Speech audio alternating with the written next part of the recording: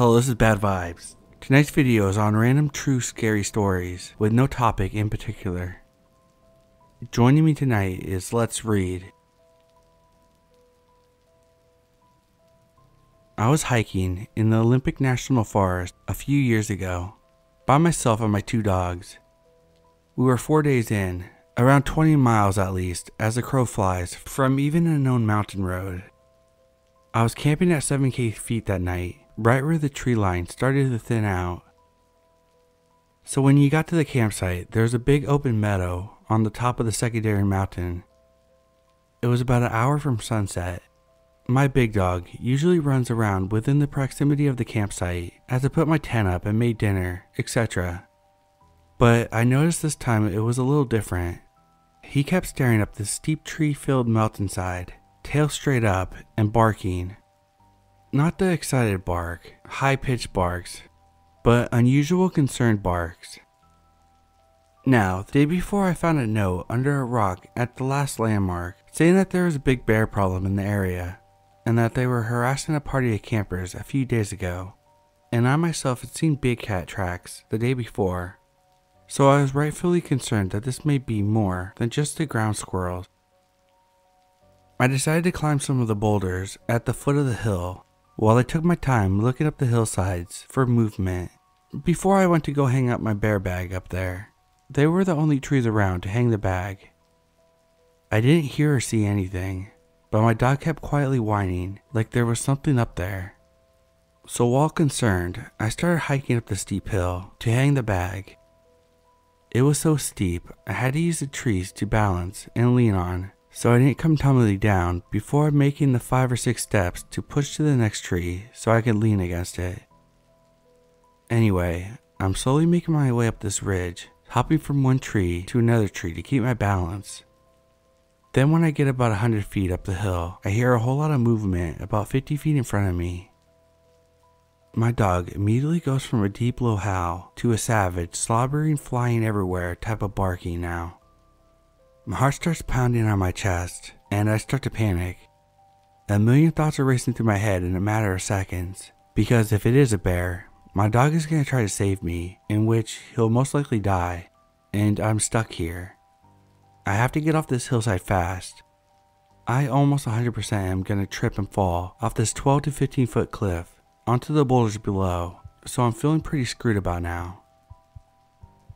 I then hear my other little dog start barking and freaking out down by the campsite, which was just out of sight. I had put her in my tent so that she wouldn't wander off while I was away. So yeah, I was absolutely panicking at this point. A few seconds later, I kind of snap back to it, and I take a few seconds and start to put my survival priorities in order and call my dog back to me, low-key by the way. He comes and sits against my feet and my back is against a tree. I'm kind of pinned and stuck there for a moment, but my dog was seemingly trying to separate me from something up there, so I let him lean against me for a while I try to collect myself. This is when I realized I had completely forgot that I had a headlamp on. I reached up so fast to turn my headlamp on, I basically punched myself in the face. I was having some serious adrenaline dumps going on right then, so much that my knees are starting to shake. I get my headlamp on and peer up the hillside. I figured that I would at least get reflection off the eyes of whatever was up there, peering, but nothing.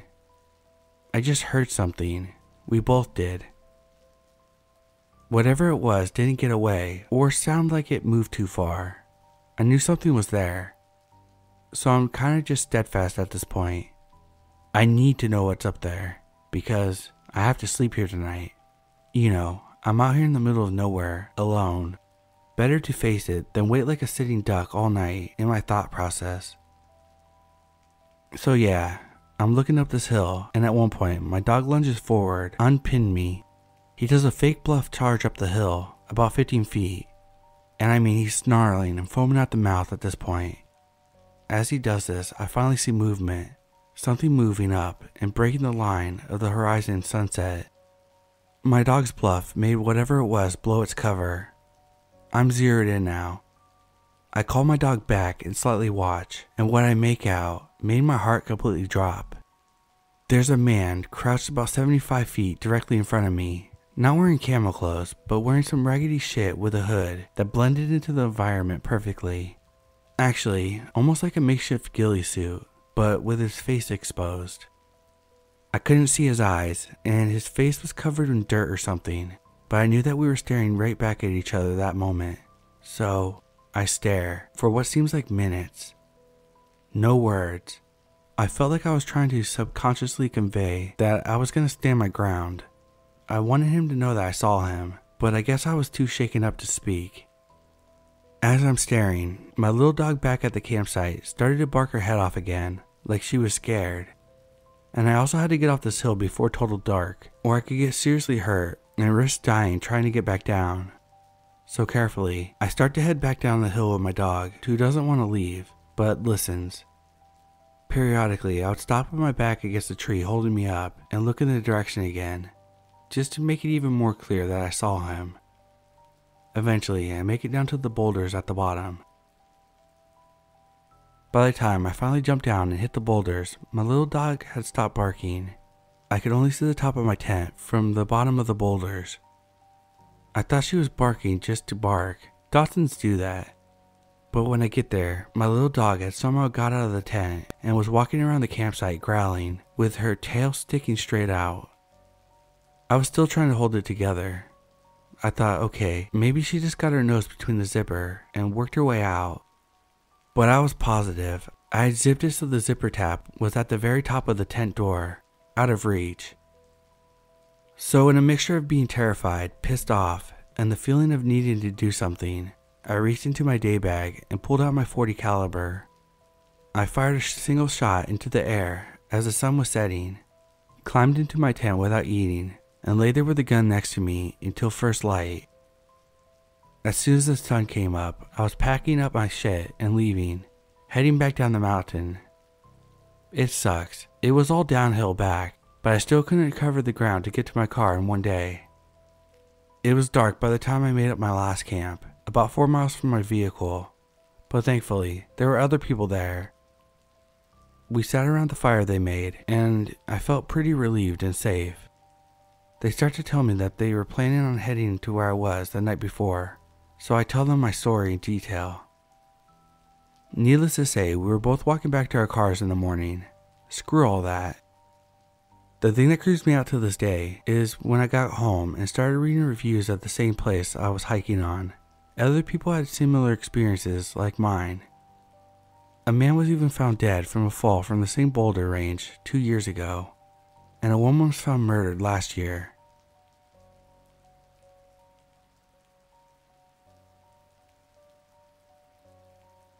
So this happened to me a few years back in the summertime. Our house is located in a suburban area, and to the left of our house the road ends at this small hill, after which there's a small footpath through the forest which I've used since I was a kid to get out of school.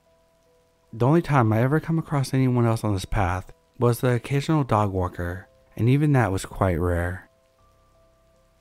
So this one evening, I'm walking my dog down that path, and ahead of me the path curved to the right, so straight ahead there was just vegetation.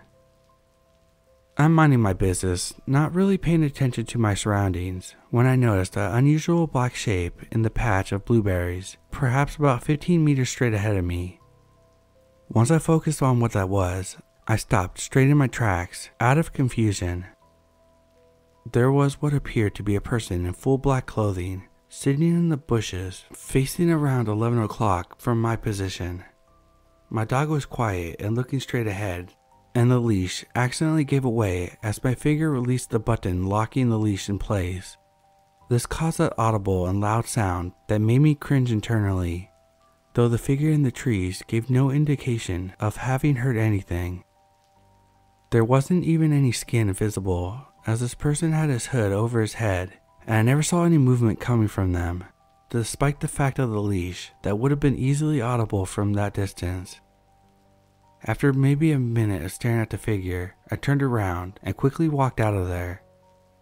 I still have no clue who that was exactly, and what they were doing just sitting in full black clothing in a forest in summertime like that. Maybe it was just some depressed kid or something, but it definitely creeped me out in the circumstances. and I've been quite wary of using that path in the dark after that encounter.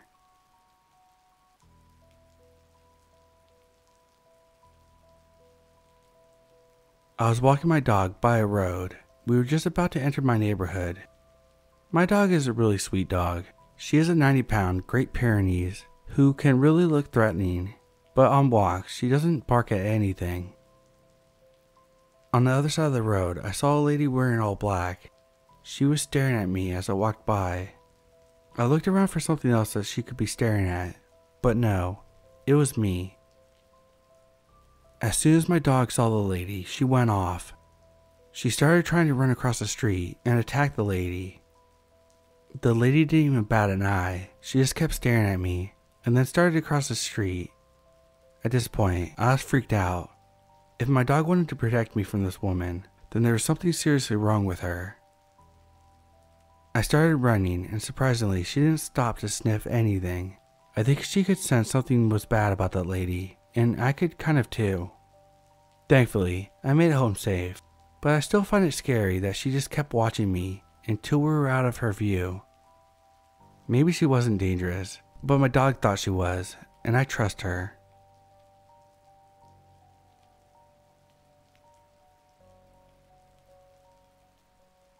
I went to my friend's house who lives in a rural area where the nearest town is about 13 miles away. There's an abandoned house across from his house. The guy who lived there couldn't pay off his house, so he blew himself up, and the house has been abandoned for 23 years since. We snuck out, and I wanted to take a few photos for my Instagram and Snapchat. We were there for about 20 minutes in the pitch dark. Of course, we had torches. But we started hearing some noises, and it got creepy, and both of us got chills at the same time, so we decided to leave. So we go out and hop the fence, and I shine my torch down the dark alley road, and a guy in all black is standing there with what looks like a knife in his hand. So we're looking at him, not wanting to run back to his house, because then he would know where we lived. We probably should have, since his dad has automatic rifles, but we both ran down the road anyway. And I looked back and he was running after us. We came upon a yard that construction workers would use to store some of their equipment and vehicles, so we hid there. The guy came in and looked around but didn't find us, and all the while we heard him throwing and kicking stuff while cursing loudly. He left and we stayed there for a while, and then we went home. We couldn't sleep, so we pulled an all-nighter and had 2 airsoft rifles next to us. We figured that if he found us and saw the guns, he wouldn't want to wait to find out if they were real or not. I haven't seen him since.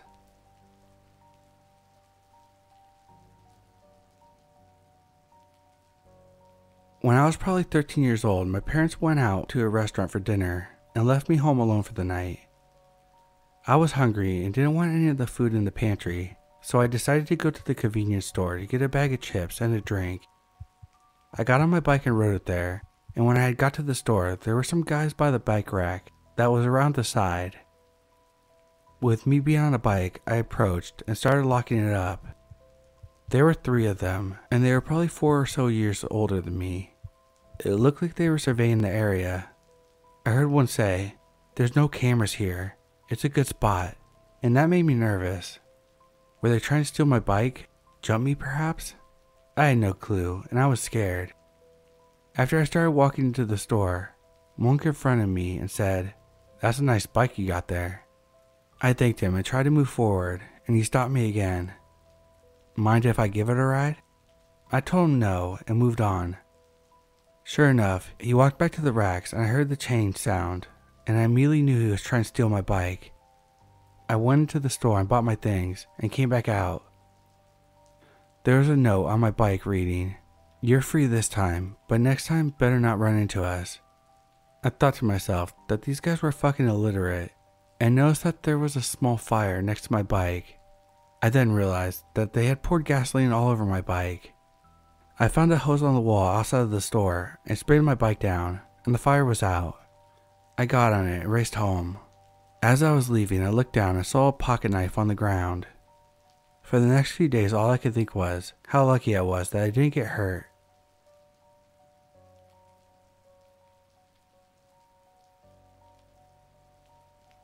I worked in law enforcement for over 15 years. Small city, 5 square miles, 45K population. That had seen better days and worse days. I was on patrol in the middle of a very quiet night, and I see a kid walking through the redeveloping part of town.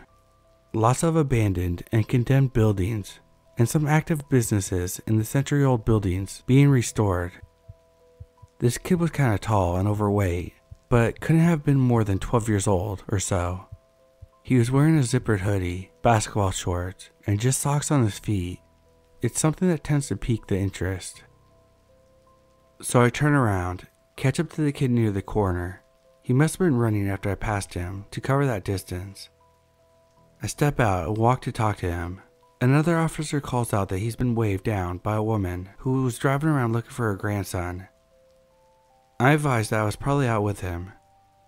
The kid tries to ignore me and walk around, but I step into his path and tell him that he's going to have to stop pretending I'm not here.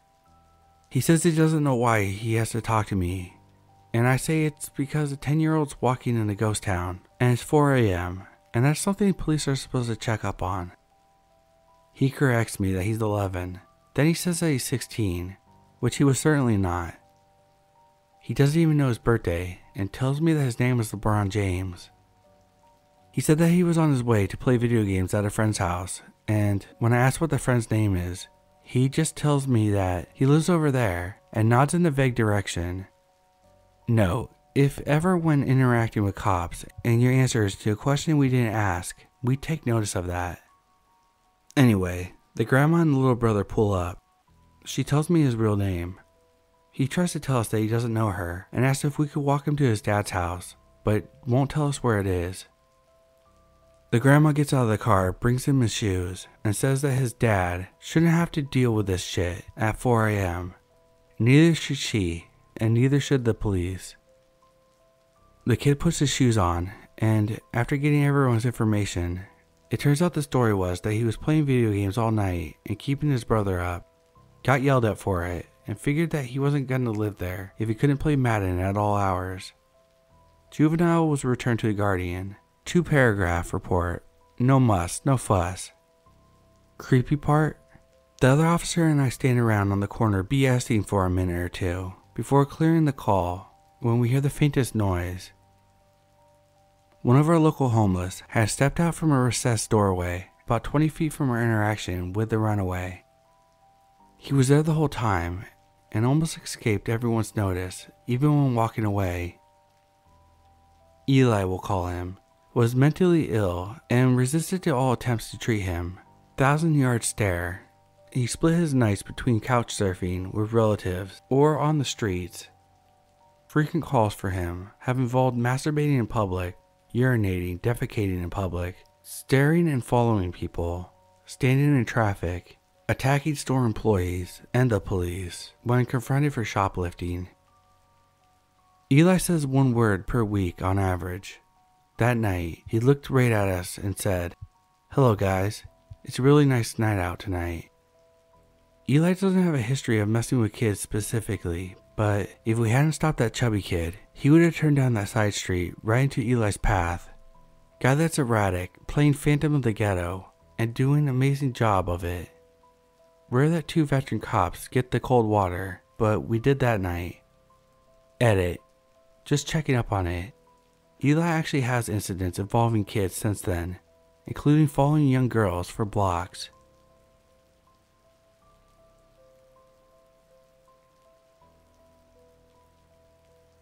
This story happened in my early teenage years. I had a friend group of models, and they asked me to go watch their show at a nightclub and just be supportive. If you are asking yourself how I managed to get into a nightclub at such a young age, the answer is very easily. I live in the Balkans, and getting into clubs is extremely easy. I had one friend that was very sketchy, and she invited a friend that was even worse to come to the club with us. My parents were always very trusting and have never once called me to get home or give me a curfew because I had never given them reasons not to trust me. We get to the club and right away, the friend of my friend said that she has no money, but not to worry because she would get free drinks for the 3 of us. I refused, as I already had money and already ordered a drink for myself. Not even 15 minutes passed of us being there, and I get a call from my dad asking me when I was coming home. I say I just got there and that the party barely started. What follows next is something I never expected. My dad yells at me to get home in the next 15 minutes or that he would have to drag me home himself. It was so weird, but as a young teen, the last thing you want is your dad picking you up from a party and everyone seeing him yell at you. So I hopped on a taxi and went home right away. Pretty good, right? The next day, I found out that both of my friends were forcefully taken from that club because they needed to pay back the money they took. The money for the drinks the girl mentioned. I'm not sure what happened to them, but that night they both said they didn't want to talk about it. The only thing I know is the girl asked for money from some guys and then went off the radar and wasn't seen for months. I have seen her since, but we no longer speak. So there you go, an almost creepy encounter, but not quite. To add, my dad didn't have a reason for me to come home. I think he was just in a bad mood or something.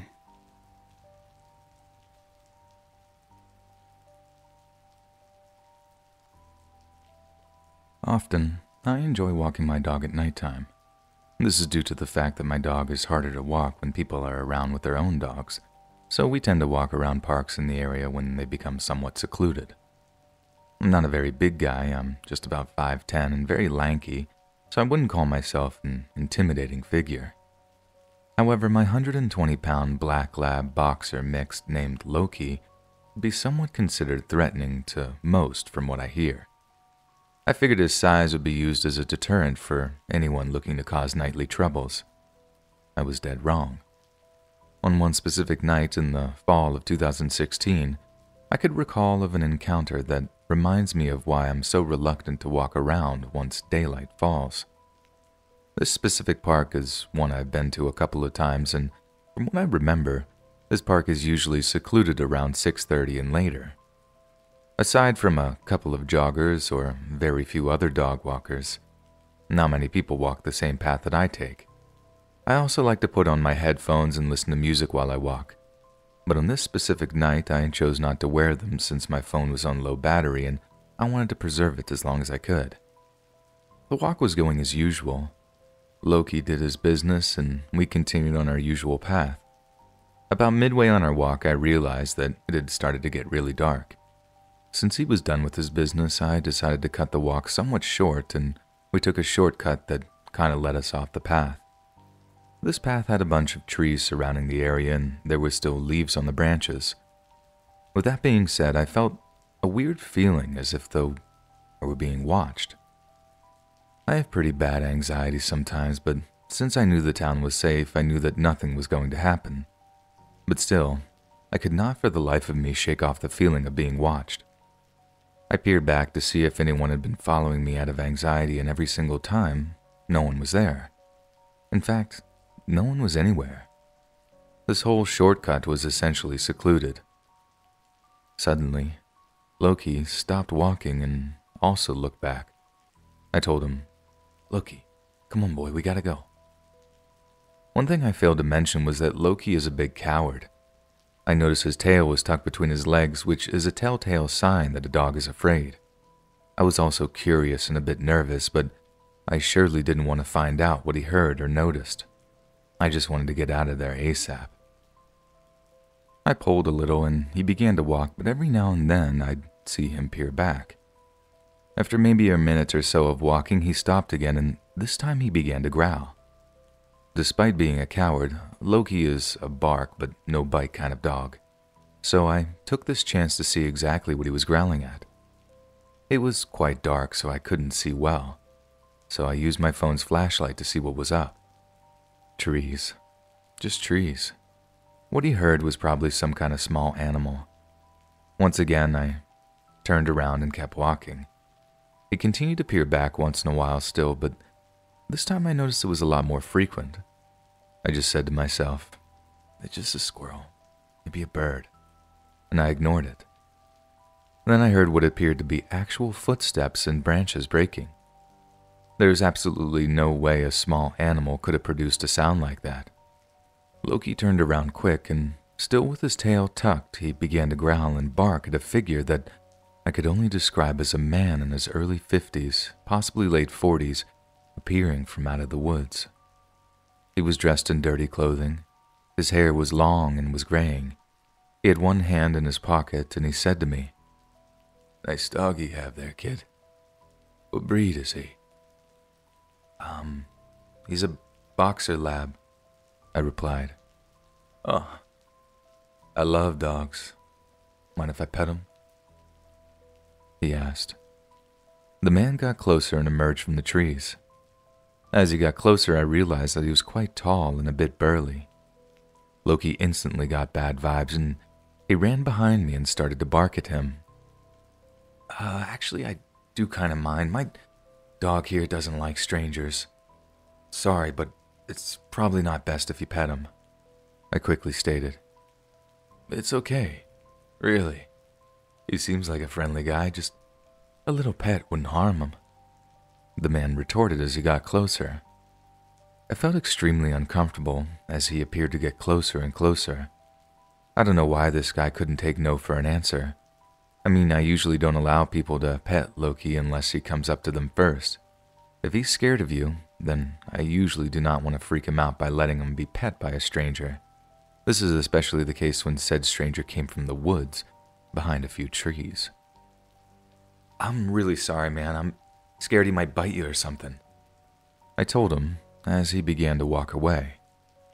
Like I said before, I wasn't trying to be judgmental or anything, but the dude came from the woods and was possibly the one trailing us from before.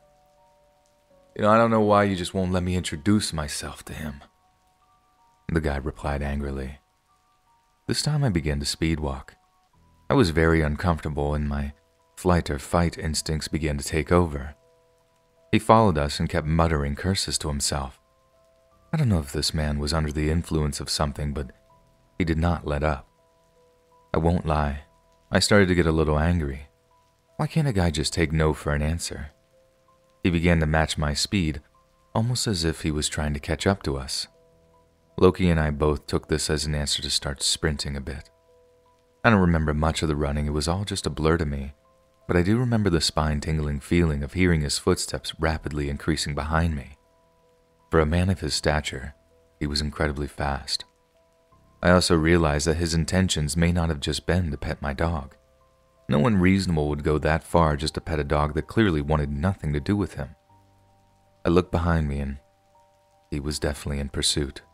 Maybe only 10 feet behind me, and he was literally chasing us. I'll never forget the look in his eyes. I've never had anyone look at me like that. A look of killer intent. And all for what? Just because he couldn't pet my dog. My instincts told me that he definitely had sinister intentions behind that gaze. And finally, the path led to the park exit and into the busier streets. I only lived about 10 minutes away from the park, and when I looked back, the man was gone. In my mind, I honestly thought that I had lost him. I made doubly sure that no one else was following me, and I even made sure to walk on the populated streets. After what seemed like an eternity, we got home, but I knew for a fact that I was not going to get a minute of sleep. From my window in the porch, I walked all night with Loki, just to see if anyone had followed us home. I also made a police report with my parents. After all, this guy seemed to have been quite suspicious, and who knows what his true intentions were. Had his target been someone who couldn't protect themselves or run away, what would he have done? I also often ask myself, what if I had worn my headphones and the sound of music drowned the footsteps behind me?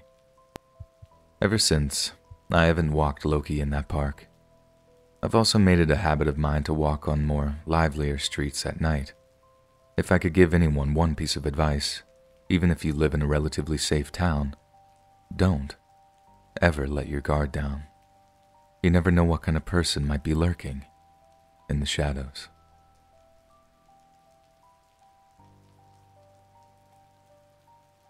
This happened literally a month ago, back in February, when my boyfriend and I had decided to try out an open relationship for a little while for various reasons.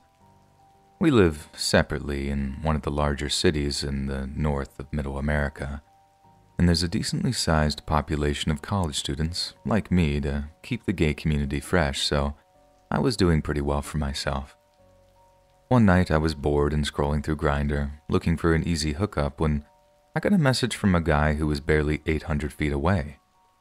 He wasn't terrible looking, and I was a little desperate, so I agreed to go to his place. He lives quite literally down the street from me. I can see his building from my window, so I walked over and he let me up and into his apartment.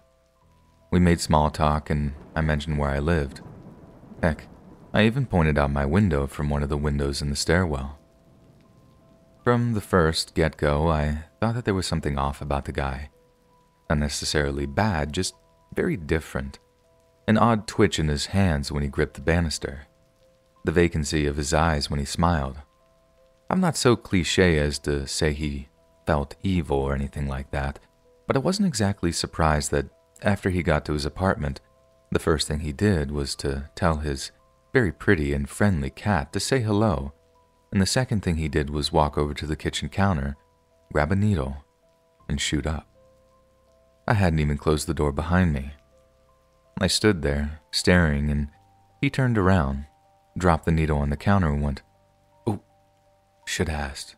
You cool with that?" I am not a good Christian boy. I have broken into a church while tripping on LSD.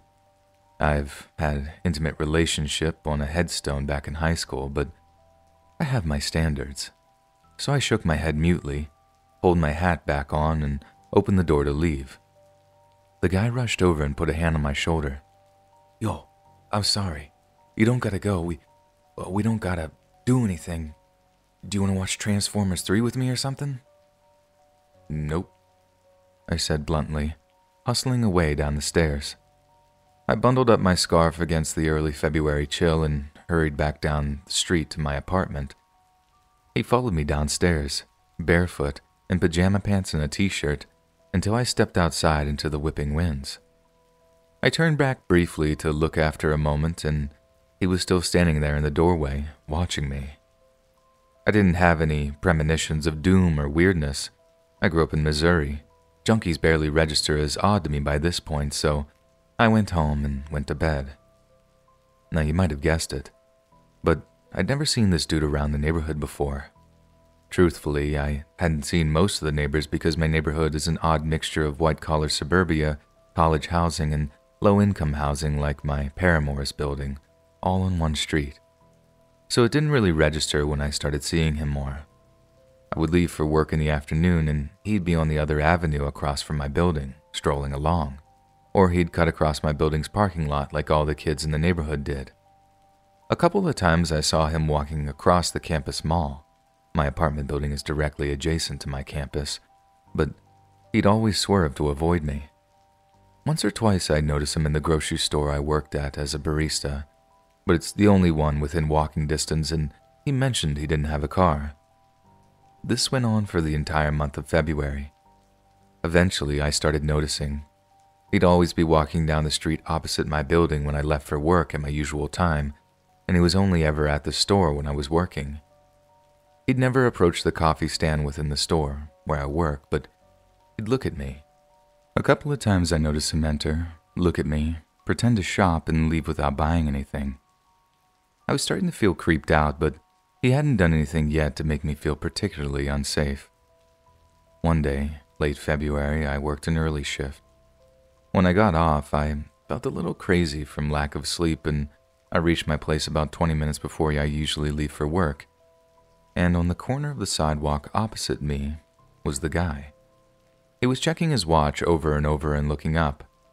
I did a bit of brilliant deductive analysis and followed his gaze up to my living room window. Then I looked back down at him.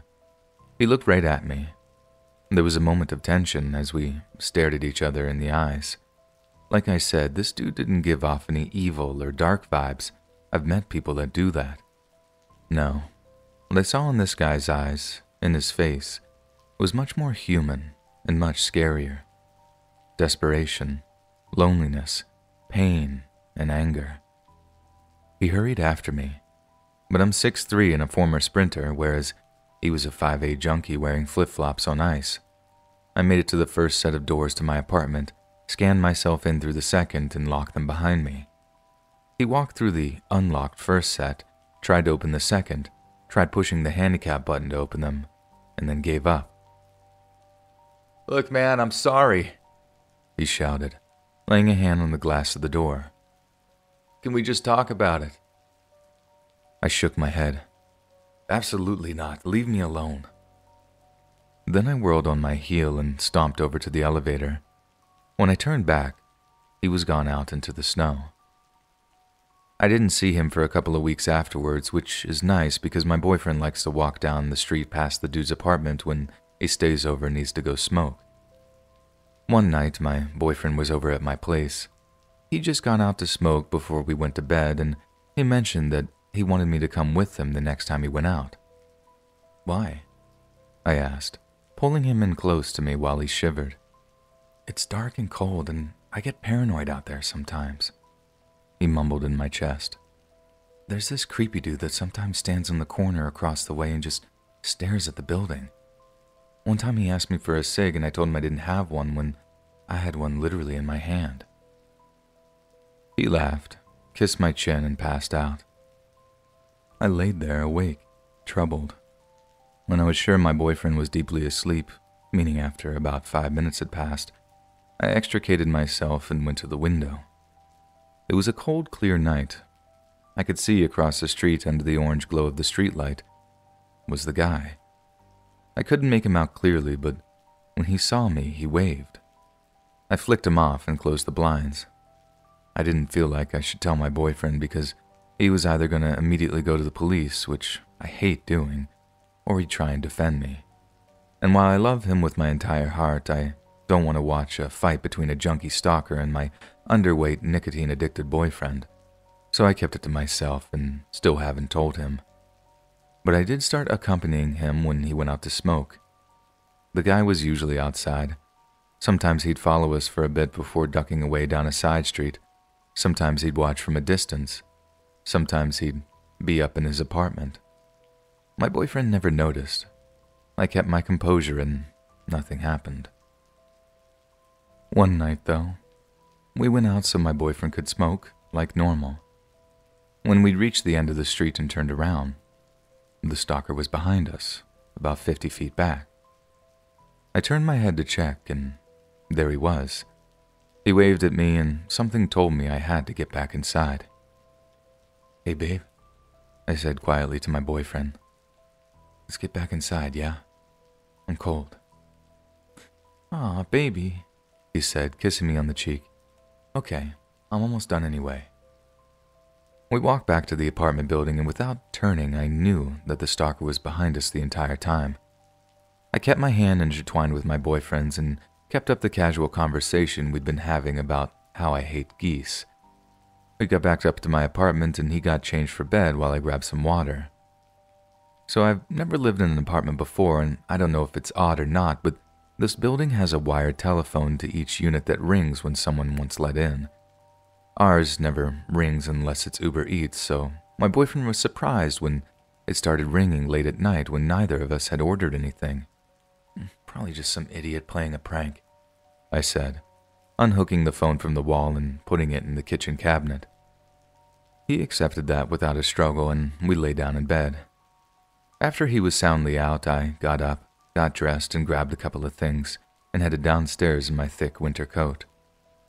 Sure enough, my fanboy was out there in the parking lot. He waved at me and jogged over, smiling broadly. "Hey, man." "What do you want?" I said flatly. "Look, man, I feel like we ended things awkwardly last time, and I just wanted to talk to you," he said. "So you stalked me?" "What?" He started to look angrier, his brows furrowing. "No, man, I didn't stalk you. I just wanted to know when I could talk to you, but you always avoid me. Now you're walking around out here with that skinny little baby boy trying to rub it in my face, and I don't appreciate that at all. Look, man," he said, smiling again, stepping closer. "Do you want to go talk about this back at my place? Ditch the white boy and come hang out with me tonight. Please? I won't shoot up or nothing this time." He took another step closer to me. I saw in his right hand a dully gleaming piece of metal, a folded-up switchblade. He smiled at me, and I stepped back, shaking my head. His smile drained away into a deep scowl. "Listen, I'm done asking. You're gonna come over to my place now and finish what we started," he growled, unfolding the knife and pointing it at me. This dude was 5'8" tops and skinny. I'm 6'3", 200 pounds, and I regularly lift weights. Also, I had a 12-inch kitchen knife, which I drew from my coat pocket and leveled at his throat. He looked at my knife and then back at his and smiled. Bro, I was just playing. We can just talk right here, bro. Leave me and my boyfriend alone," I said very quietly, "or I will cut your face off and eat it." "What?" "I spent 8 years in juvie for stabbing a kid in middle school," I lied. He backed up, putting the knife back in his pocket. I took a step closer, holding my knife level. He backed away quickly, almost falling on the ice until he was fully sprinting back to his place, and I was chasing him down with my knife until we crossed the street and I stopped, slid the knife in my pocket, and watched him run back to his building. Then I went back up to my bedroom, told my boyfriend I just had to go use the bathroom, and fell asleep.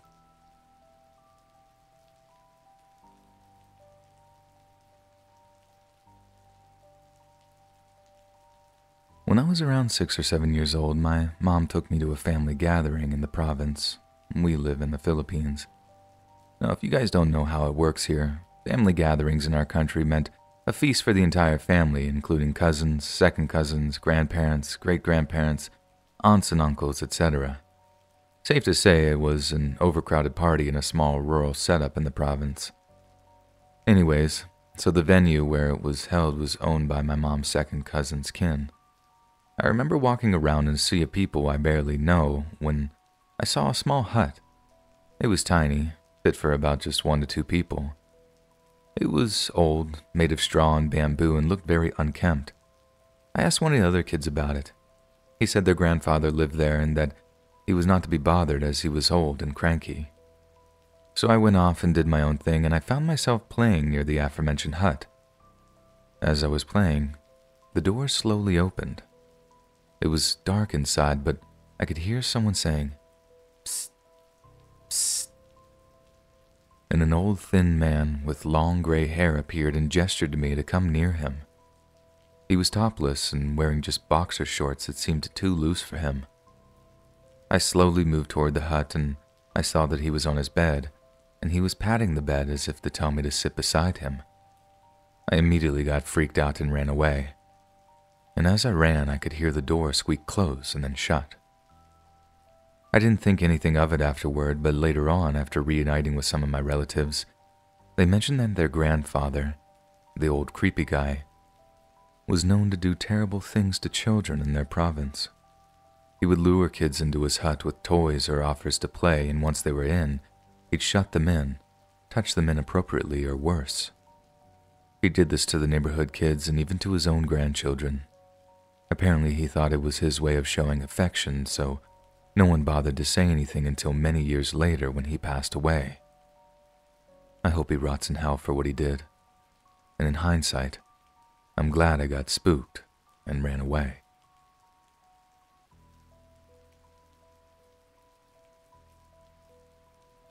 Several years ago, I was using a dating app. It was all fun and games. Sometimes I met some people for hookups, sometimes I didn't. And most of the time I didn't even reply to those who only sent me certain types of pictures unsolicited. One day, this guy shot me a message on there. He was and is 4 years younger than me, meaning he was 18 at the time when I was 22.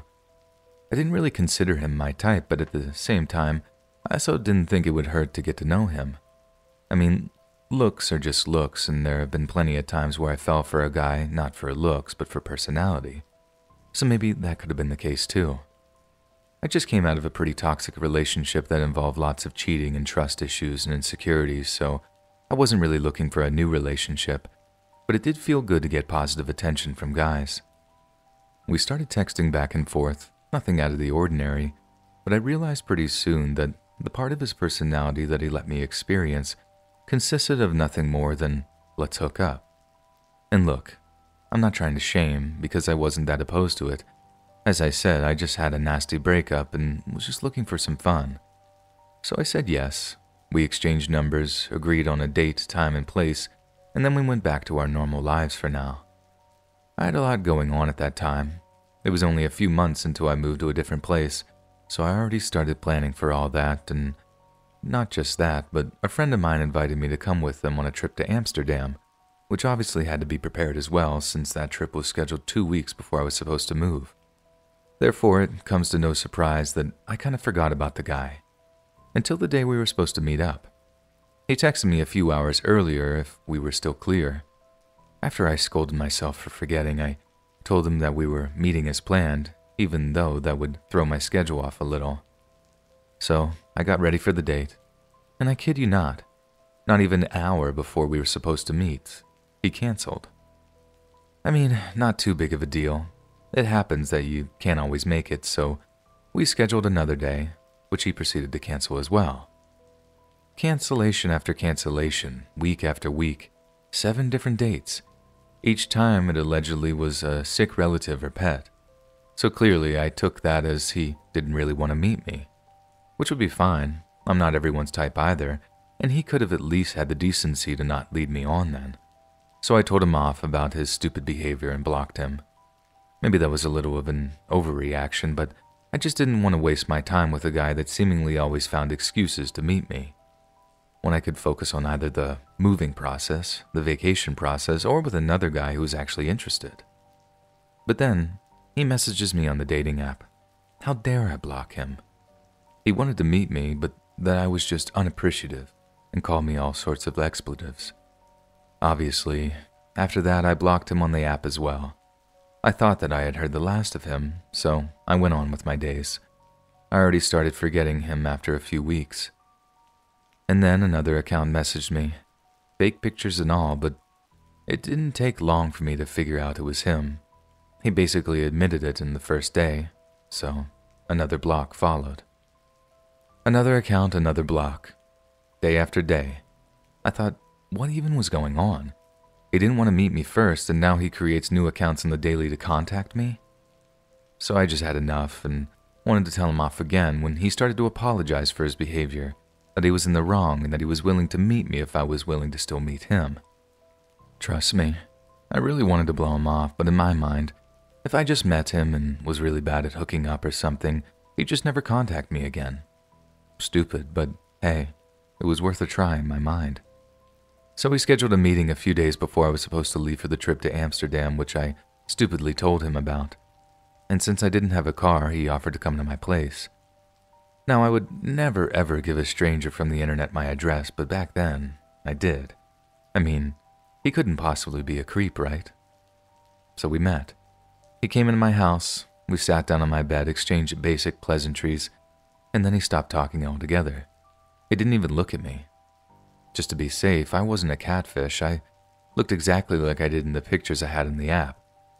Only when I asked him something, he would reply with very few words.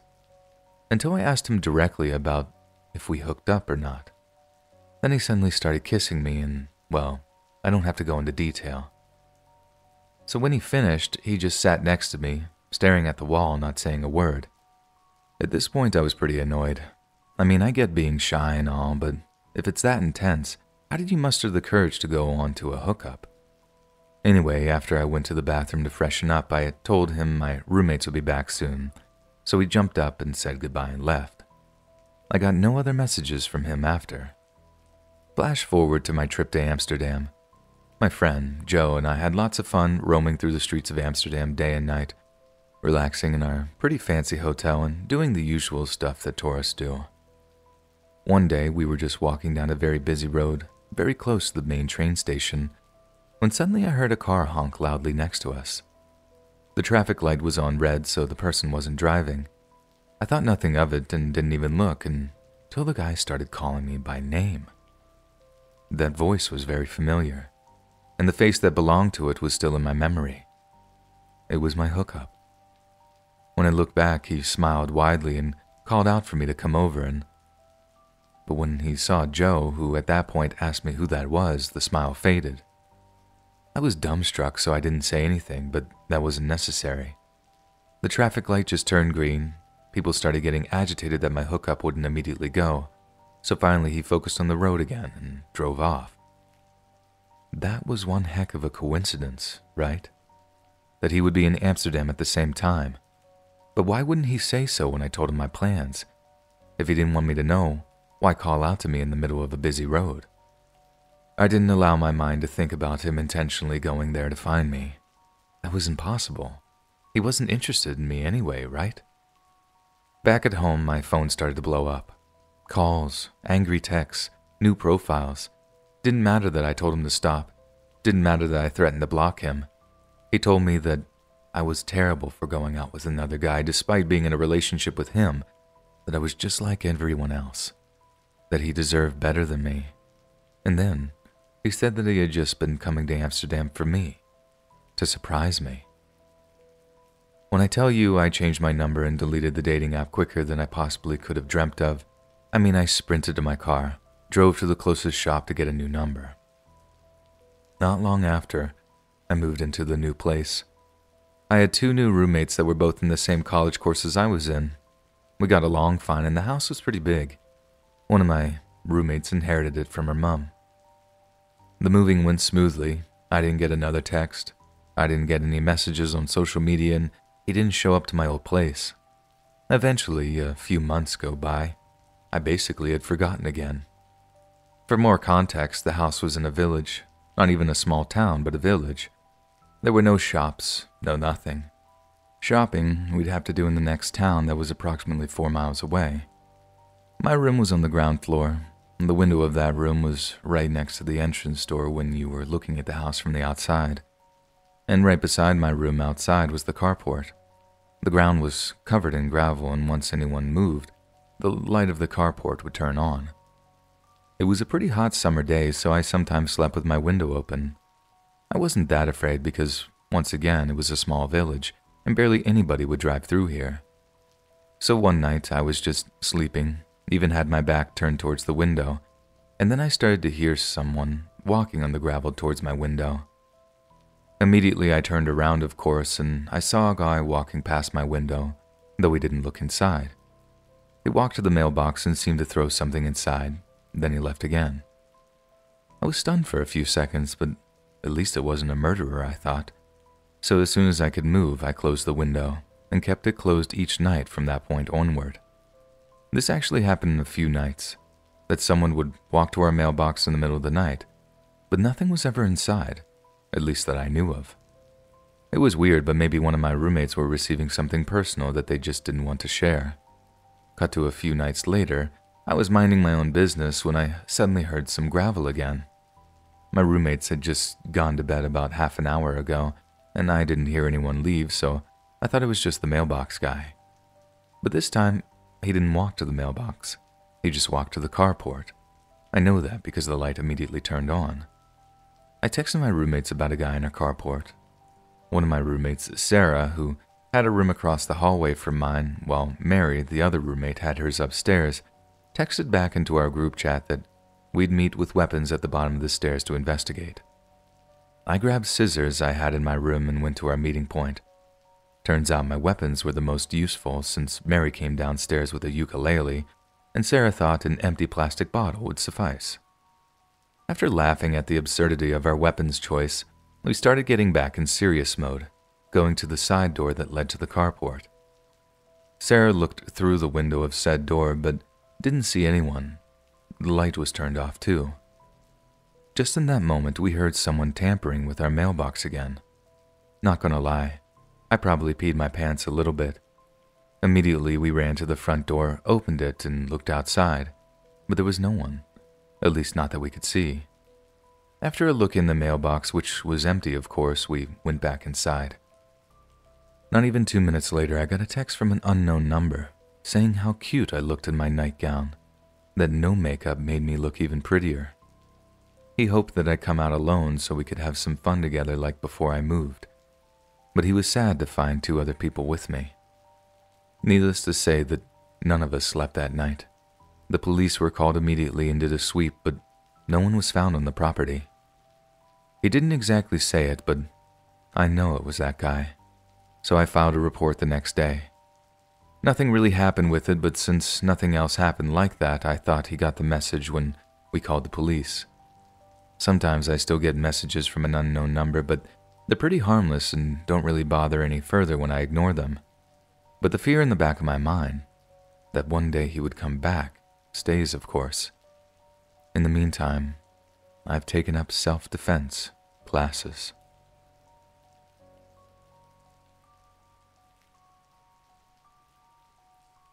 I was living in Abu Dhabi when this happened, and I was 17 years old at the time.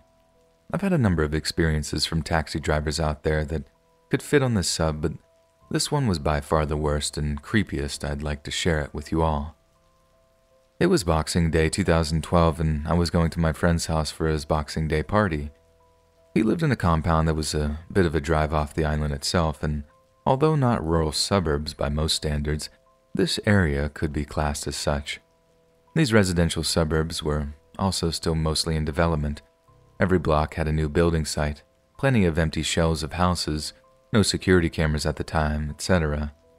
There were no pavements either, just rubble and sand patches split by tarmac roads. Now, taxis in the UAE are crazy common. You just put your hand out and one pulls up. And back then there was less security. There were no cameras or mics in the car, just the meter. I hailed the cab and sat in the front, as a result of a past experience I had, and we set on our way there. Things start normally. We talk as I normally would getting into a cab. How long you've lived here, do you enjoy the place, etc. Eventually we're on the highway after we cross the water to the mainland. He pulls over on the hard shoulder and without saying a word to me, pulls out his phone and calls someone.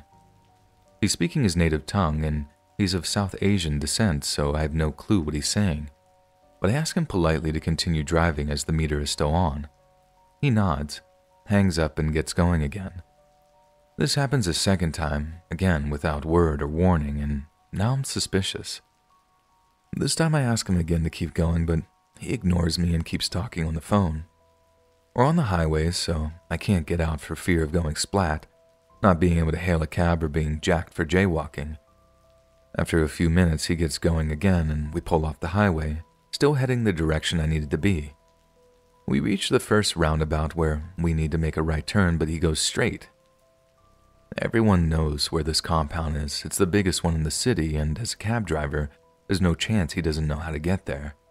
So now I'm even more suspicious, and I kind of have a feeling of trepidation, like I know this vibe and what might be happening. I ask him to turn around at the next roundabout, but he ignores me. Now I'm getting agitated and angry, and I ask him to just stop the car and I'll get out and walk. Nope.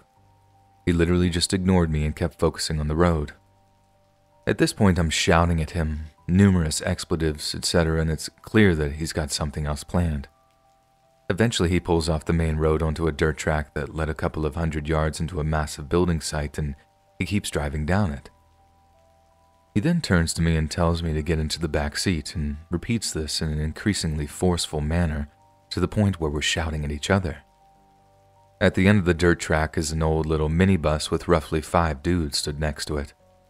I don't notice this immediately. All I care about is that the car has stopped, and I'm in the front so I can get out. I'm not locked in. Inexplicably, I threw some money at him, I don't know, and jumped out of the car with my bag and started walking away, jogging back down the track. I can only imagine that the earlier phone calls he made were to these minibus men, as when I started getting away, they jumped in the minibus and drove down to catch me. As the taxi turns around and does the same. They all pull up in front of me like police do in the movies when they stop a bank robber and jump out. The taxi driver runs right up to me, grabs me and screams point blank at my face to get in the bus. I can still smell and feel the damp heat from his breath as it touched my face, and the little bits of his spit hitting my cheeks. This honestly just enraged me so much that I grabbed him by the throat and pushed him against his car. I screamed something back at him, I don't remember what, and let go. They all get their phones out and started calling and messaging and moving towards me, so I just got out of there as fast as I could. running all the way down and back onto the main road, and went to my mate's on foot. I know I should have taken the number plate, ID number, etc., called the police even when I was in the cab, let alone after it happened. However, I was a 17-year-old with a bottle of Jack Daniels in my bag, on the way to a party with all my mates drinking, in a Muslim country with a drinking age of 21. The paranoia of trouble from that was enough to keep it quiet from the authorities, although I did tell every family member and friend. So yeah, if I could never meet you and your little minibus posse again, that would be great.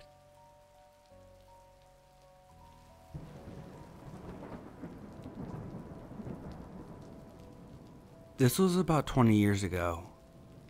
Me and a bunch of my friends went to a popular campground by the beach to spend the night, rural coastal area. When we arrived, there was a pile of chopped wood about 2 meters high. It was a bit of a bizarre novelty, so we had fun climbing on it and building our fire out of something that wasn't twigs. There's even a candid picture of my friends up there. So we went to set up our tents, lit a fire with ease, smoked weed, and drank, as you do in your early 20s. We went home the next day. It may have been a few days later, or maybe a week, I can't remember, but the police discovered a body of a missing young woman under the woodpile. The murderer had killed her, chopped up all the wood, driven about an hour, dumped her body, and then dumped the wood on top of her. Turned out that she had been there for about 24 hours by the time we were climbing and playing on the woodpile. I can't remember her name now, which makes me feel bad, and Google doesn't help. Her murderer was brought to justice at least. Anyways, I think about it from time to time, even though it's been a while.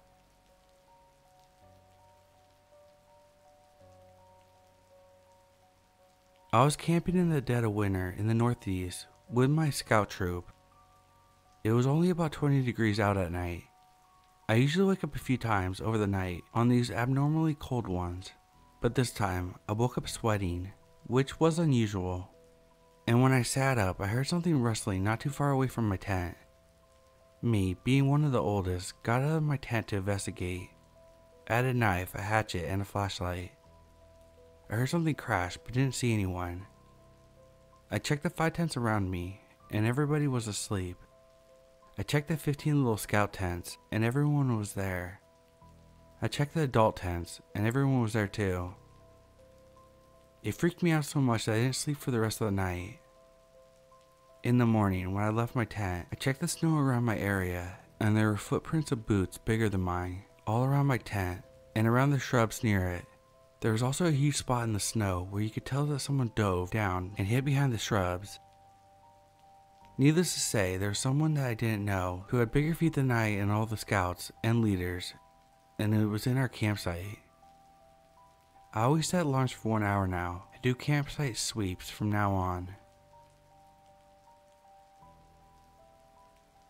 Edit. When I checked the tents, it took me about 5 minutes, and there was snow and sticks everywhere, so there's no way anybody could have got into their tent without me seeing.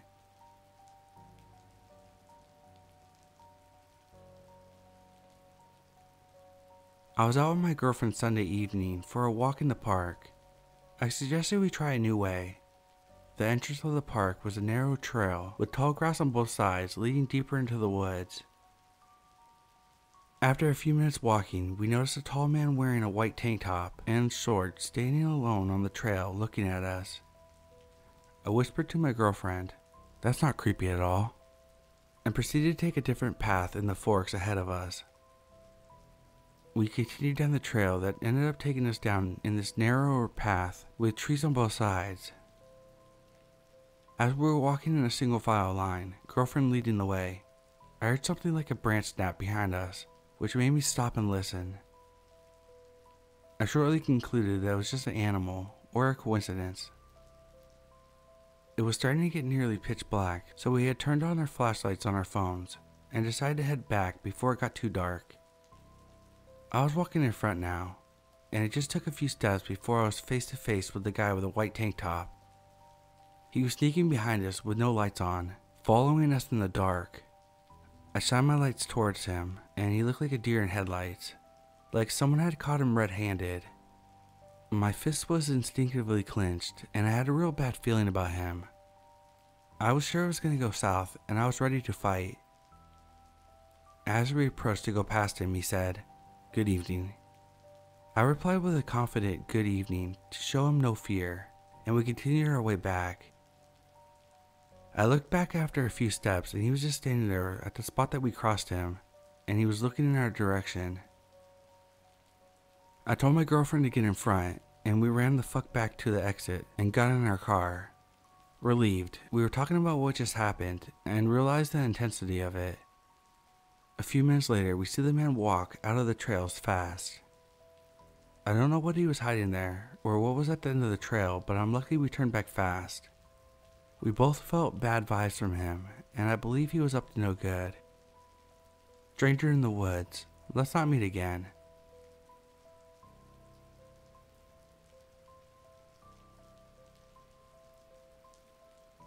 So I want to share this creepy encounter with you guys. About 4 years ago, my wife and I planned an evening out for her birthday. My parents babysat and we went out to a restaurant. Because I drove, I didn't drink, so we didn't bother to go anywhere else after we were done in the restaurant. But because the night was still young, we decided to take a long drive. A location which is relatively nearby is a large national park. We decided to take a drive up there and sit and chat under the stars. When we arrived there, the country roads were dead. I found a nice open parking area to pull the car up in. We started making out and things carried on until we began having sex. At no point did either of us leave the car. As we were doing the deed, headlights lit up our vehicle. Instantly we were like, "Oh God, there's somebody driving by. I hope they don't see what we're doing." For me, it was an instant turn-off, so I quickly pulled up my trousers and ceased. I thought the car was just a fellow traveler passing by, but to our surprise, the car pulled into our area and began circling us. I put the keys in the ignition and said, "Let's go." I drove out of the car parking area onto the road back to the main connected road. The car followed. Once we were on the main connecting road, we could see the make, model, and color of the car that was now following us. It was a dark red Ford. I drove quickly but not recklessly. The car matched my speed and was right up my ass. Neither of us were 100% sure if we were just being paranoid or if this car was really meaning to follow us. So I said, "I know what I'll do. I'll pull off at some random turning to see what they'll do." So I put my foot down, and after a few hundred yards down the main road, I made a late left turn down a narrow side lane. I pulled up after a while on the side road, stopped and turned off my headlights, and watched in the rearview mirror to see if the red Ford carried on straight on the main road or if it turned off. After a few seconds, there he was. He had turned off and is now coming down the narrow lane towards us again. At first we were blinded by the headlights, but I was sure it was him. My wife said, "I don't think it is the same car, you know?" I said, it is, look." As he got closer, it became apparent that it was the same car, so I drove further and further, and luckily found a big space enough to turn my car around. I spun around and back on the main road again. He followed. Now back on the main road for the second time, I now decided to speed. As I was heading towards the built-up city center, he kept behind me the whole way. Eventually, we stopped at a red light, and he was right behind. I looked in my rearview mirror and saw his face. To this day, I can still remember his face. A middle-aged, slightly tubby man with glasses and thin gray hair. At this point, I was freaked out. We both were. I said to my wife, "I'm gonna keep driving and try to lose him, but I'm not driving home, so he doesn't know where we live." She agreed. We drove around for maybe another 10 minutes. He was still following.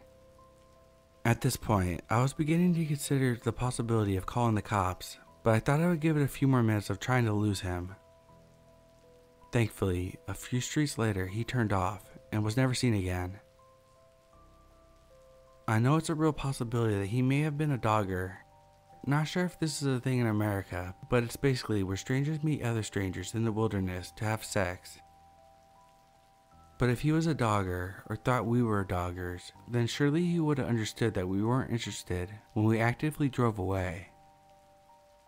The fact that he followed us into a built-up city for 25 minutes or more makes me think that he had more sinister intentions. What do you think? To this day, it's still the wildest moment of my life.